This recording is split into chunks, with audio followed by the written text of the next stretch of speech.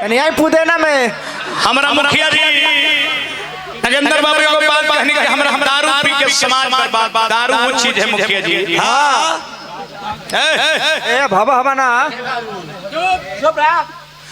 शराब खराब नहीं है मुखिया। कौन कहता है कि शराब खराब है? शराब पूरी बिहार में दुकानें नीतीश कुमार बंद कर दिए। हाँ शराब खराब शराब खराब शराब रहता तो भारत की गवर्नमेंट अपना फौज को पीने के लिए इशू नहीं करता।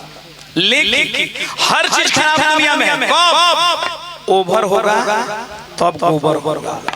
शराब एक दवा है तो दवाई से पिए। हेमोपैथी के दवाई में कोई की रहला शराब में रहला तो दवाई से तो फायदा करेगा। ई नहीं बढ़िया चीज है ना तो ओवर खा लीजिए तो गोबर हो जाएगा। और सीरिया में मोच छिले ले ये कहले कि घी बढ़िया चीज बता पछे बोला खाई हां एक चम्मच दो चम्मच की घी बढ़िया चीज बता 3 लोटा पी ले हां तब ले 6 लोटा जाके बिक दे के पड़े। मैं धोती नेटा जाए पंडित जी। हां कोई चीज ओवर होगा तो गोबर होगा। हाँ माने लक्ष्मण रेखा के आगे जाएंगे तो रावण हर लेगा। हाँ सीमा के अंदर रहिए। शराब एक छिपी पीजिए दवा का फायदा करेगा। जौन इंसान शराब पी रहा है सुन लीजिए मेरी बात उसको फायदा करेगा।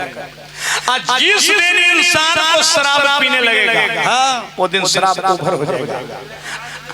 ओवर होगा तो गोबर हो जाएगा। कहीं ना गड्ढा में लेके गिर जाए।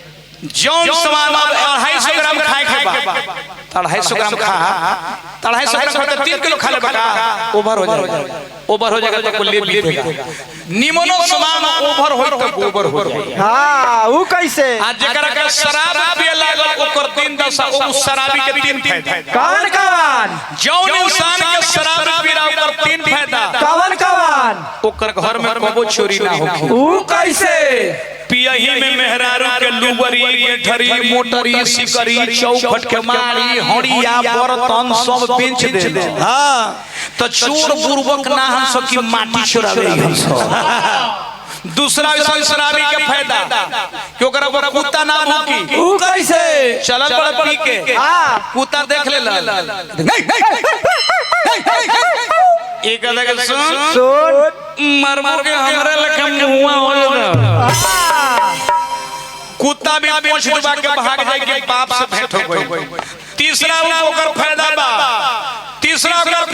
कि कोबो बुढ़ारी ना देखी। वो कैसे? जिनका के शराब पियता नु वो कोबो बुढ़ारी ना देखी है। वो कैसे? बे जवानी में पीते पीते दोनों किडनी ले गई तो सब कोई लालू जी के बेटी रोहिणी आचार्य ना के तोरा किडनी देके जिंदा कर दे। ओइसन जब शराबी हो जाई ठीक मुखिया जी कहनी हां ओकर घर कैसे बर्बाद होई कैसे होला तनी देख ली। घर में कलह कैसे होला तनी देखिए। हाय लीजिए प्योर महुआ है एकदम देसी ला। हाय हाय हाय हाय हाय हाय हाय प्योर देसी ला है तनी पानी मिला दिए पानी मिलाइए।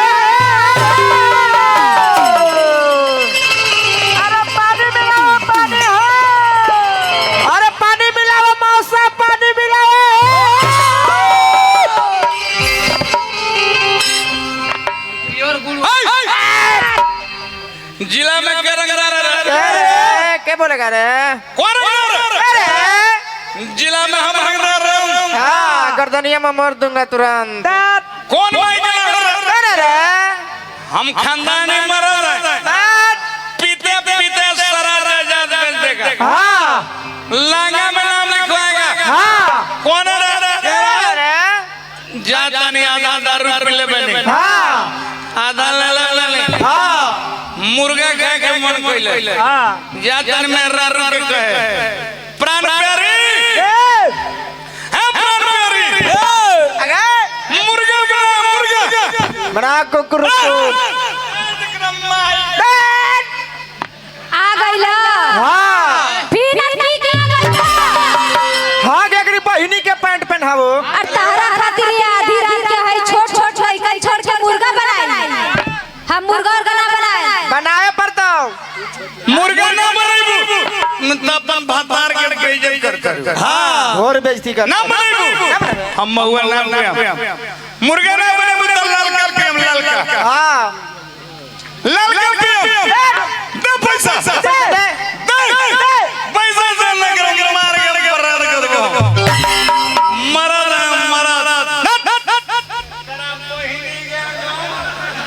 पैसा दी मैं पैसा के तो पिए गई अब तारा का पैसा से दी हमरा लगा पैसा ऐसा नहीं थे पहले नहीं तो सिगरेट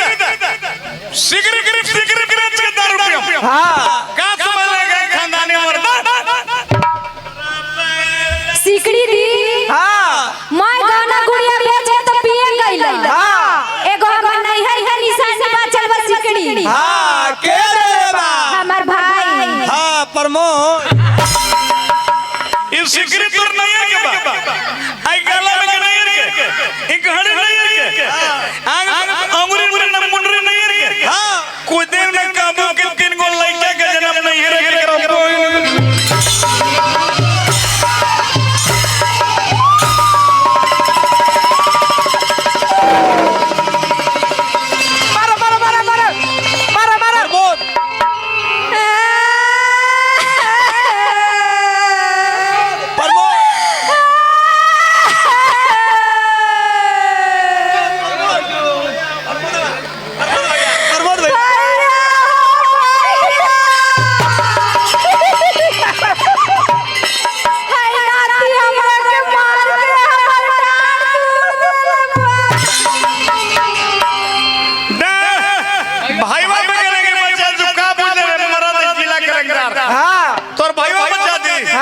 तोर भाईवा के मारा तोरा मारा मागे से तोर भाईवा के मारा पाछे से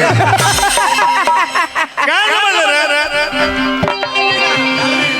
दाल बिना भात के भतार बिना रात के धावे कर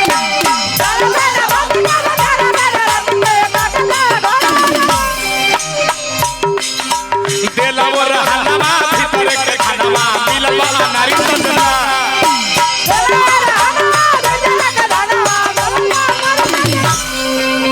बेची दे पागहनवा ई कंगाल कोइल बाटे ई के मारला सदनवा देही अल्लाह कोइल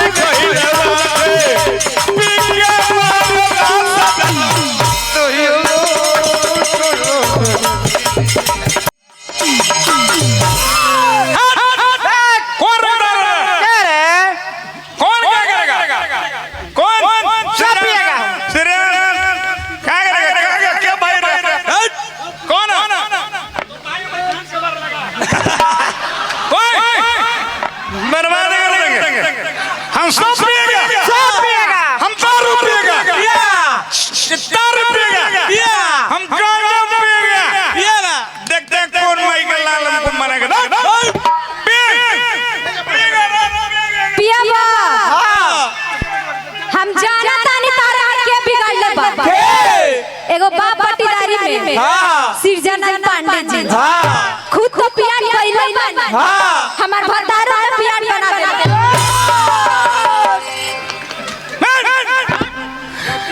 जब पी गया तारी रो रे रतिया के देवे लंगारी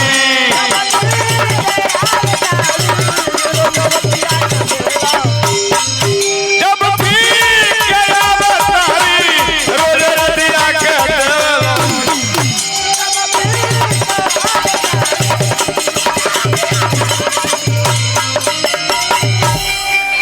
मारेगा बर्बाद करदा रियल में मुखिया हमरा प्रिय की आदत हो गई हम प्रिय की जेब हमरा प्रिय की आदत के मारा तारी जब मार लाला लगा खींच फाड़ल दहिया के सारी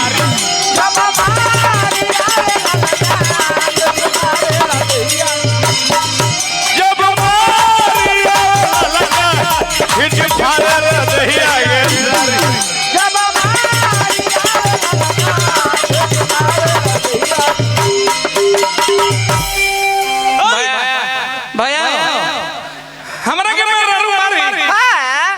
हम खानदानी मर्द हाँ हमरा के मर्द हाँ हमरा प्रेम याद हाँ हम प्रेम में कैसे मेरा मुंह ना देखो ना हम खानदानी मर्द हाँ मास्टर मुना कोइले सुना ई कंगाल कोइले तोर मुना देखेंगे मास्टर मुना कोइले सुना ई कंगाल कोइले पिके के मारा सजना दयालाल कोइले बैठे दयालाल कोइले बैठे पिके मारा सजना दयालाल कोइले बैठे दयालाल कोइले बैठे पिके मारा सजना पिके माल कोइले बैठे दयालाल बंद कर गाना बजाना हो तो बंद कर तोर मुंह ना देखो अरे मर्द जाए दो लड़ा झगड़ा मत करो मुँह देखूं बेचारी के हाँ एकर मुंह ना देखब तो तोर मैया के मुंह देख के हम ना जाए पप्पू भाई ठीक है लियो एकर नाम है धर्म पत्नी अपना घर के पतन होने से बचा लिया हाँ शराब हम पगला दे रहे मुखिया जी ठीक कर ली अब कब के कुछ कर दे दिया हम आन में जब मर जाती ठीक है लियो बढ़िया के लिए हमरा के गोला मार के मुंह से बचा ले बाकी अपना लोग के बीच इतना लोग के बीच हमरा इज्जत हमरा के बेइज्जत कर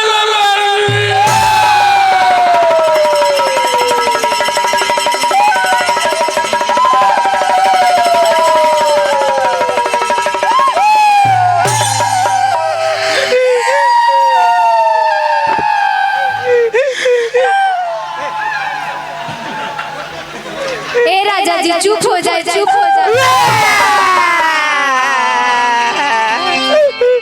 चुप हो जाए चुप हो जाए चुप बने चुप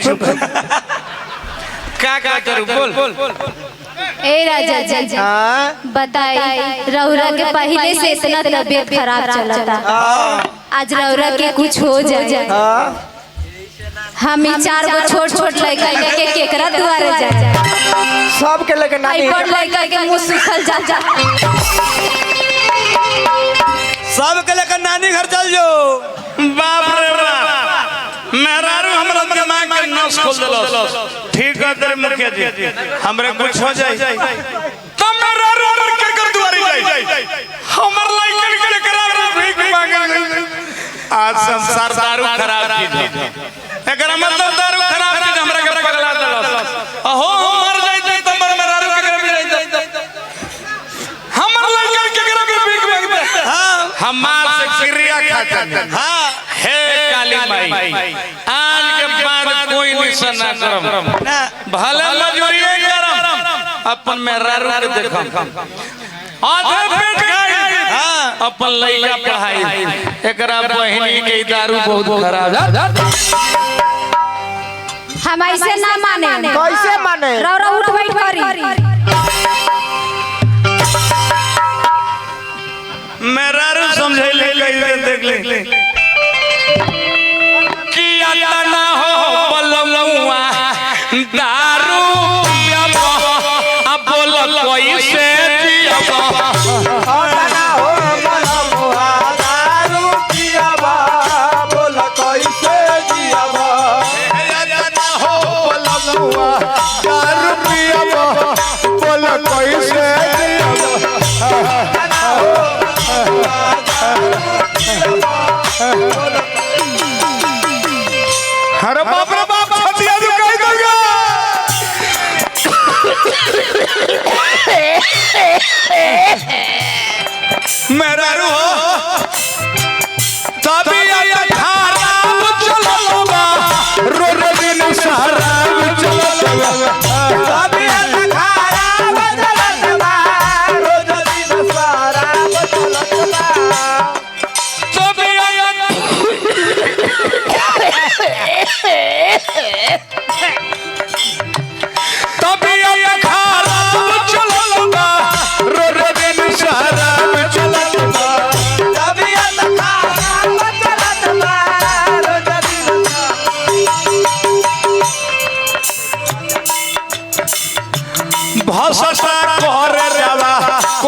सियाबा बोला कई दिन जियाबा कर जवान कैसे सियाबा बोल कैसे जियाबा अतना हो बलमुआ दारू पियाबा बोला कैसे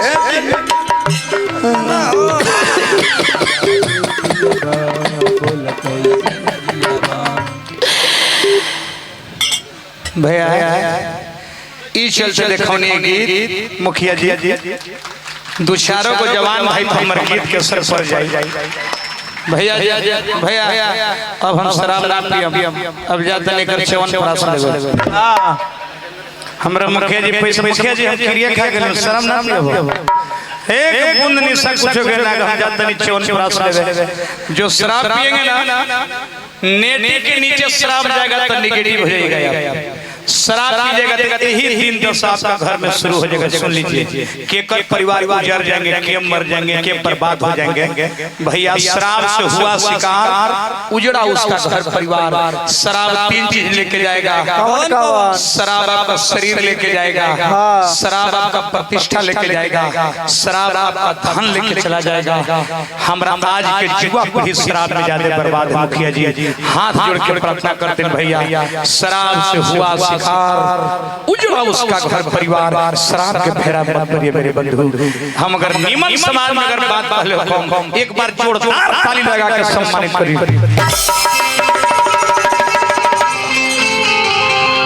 परम आदरणीय नरेंद्र मुखिया जी के सम्मान में बड़ी रुपए के पुरस्कार।